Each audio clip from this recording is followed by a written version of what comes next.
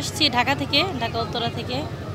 মাত্রই আসলাম, এখন ওইভাবে ঘোরা হয়নি, দেখাও হয়নি, কিন্তু এর আগে বহুবার আসছি, ভাল লাগে। কক্সবাজার আসতে সবসময় খুব ভালো লাগে। মাত্র আসছি, এনজয় করতেছি, সুন্দর। না না না, কোনো সমস্যা হয়নি। আমরা ঠিক টাইমে বের হয়েছি এবং ঠিক টাইমে এসে পৌঁছাইছি। প্রকৃতি সুন্দর, পরিবেশও সুন্দর, বাচ্চাদের নিয়ে অনেক দিন পর বের হওয়া হয়েছে। আর ঢাকাতে তো জানেনি যে সবটার ব্যস্ততার ভিড়ে বা কিছুদিন আগে আমাদের একটা রাজনৈতিক বিষয়ের কারণেও বাচ্চারা বোরিং হয়ে গেছে। সেই কারণে আমি আমার ফ্যামিলিকে নিয়ে ঢাকাতে কক্সে আমরা আসছি, বেড়াতে আসছি।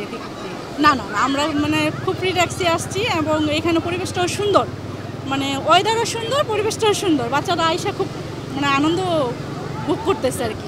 ঢাকা থেকে আর কক্সবাজার সারা বিশ্বে যে একটা প্রবলেম চলছে, এর জন্য কক্সবাজার আসতে কোনো প্রবলেম হয় নাই।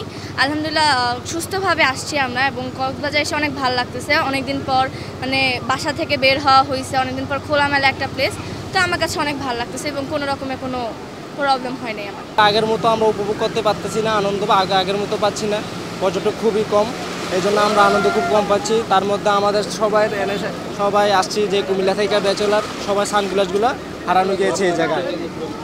আমরা অনেক দুঃখিত, সবার মন খারাপ হয়ে গেছে সানগ্লাসের জন্য। আর বিশেষ করে আগের মতো কোনো পর্যটক আসছে না দেশের দুর্যোগের কারণে, এই জন্য আমরা আনন্দ পাচ্ছি না।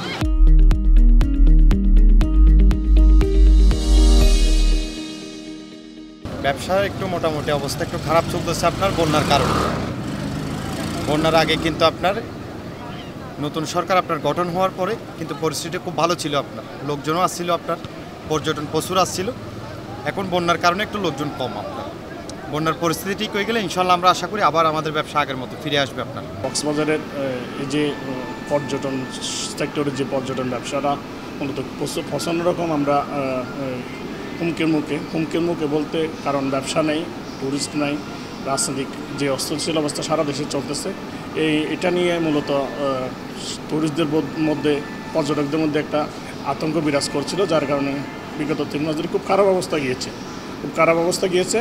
তো বর্তমানে যে অবস্থা, আপনার আকাশপথে আমাদের আপনার বিমান চালু হয়েছে, রেল যোগাযোগ চালু হয়েছে, বাস চালু হয়েছে। এই মুহূর্তে সব পরিস্থিতি মোটামুটি স্বাভাবিক আছে। আশা করতেছি আমাদের আগের মতো অবস্থায় ফিরে আসবে এবং পর্যটনের একটা সুন্দর পরিবেশ সৃষ্টি হবে। আমরা আসলে প্রাকৃতিক দুর্যোগ এবং রাষ্ট্র পরিস্থিতির কারণে যে সমস্যা সৃষ্টি হয়েছে, আশা করছি দ্রুত সময়ের মধ্যে এটি অগ্রগতি হবে এবং পর্যটন শিল্পের ব্যবসায়ীদের আশার আলো দেখবে বলে আমরা মনে করি।